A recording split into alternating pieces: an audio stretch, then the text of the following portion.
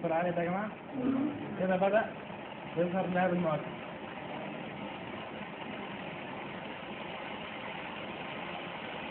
الصوت العالي والكون، شايفين الكون اللي جوه ده؟ حاجة زي حاجة كون كده جوه.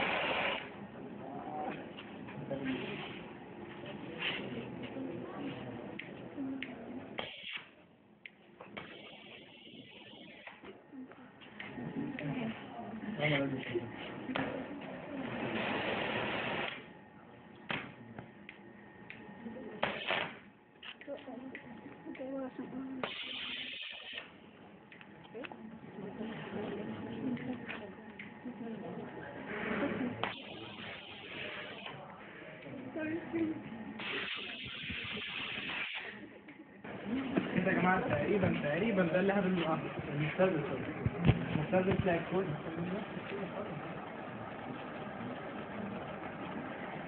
زودت الاكسجين. انا كده لا انا بزود السنة عشان يستاهل بس تعمل الصلاة فيه بس لا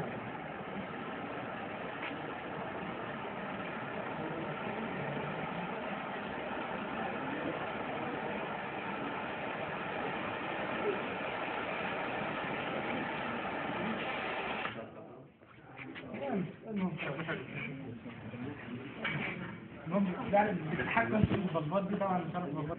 طب لما اجي بقى في الايه الاول بعد الاكسجين بقفله بعد كده بقفل الاكسجين. تمام كده يا جماعه. طيب في حاجه تاني الاسطوانات بتاعتي.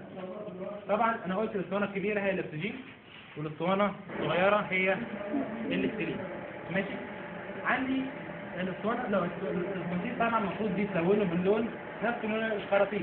الاسطوانه الكبيره اللي هي الاكسجين تتلون باللون الاحمر والاسطوانه الصغيره هي الاكسجين تتلون باللون الازرق والاكسجين تتلون باللون الاحمر.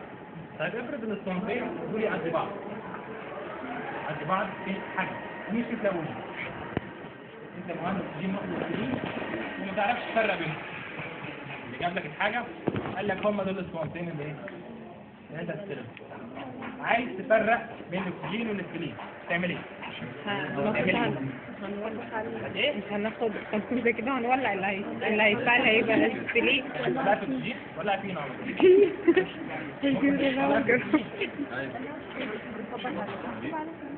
خبط على حركة عبقرية.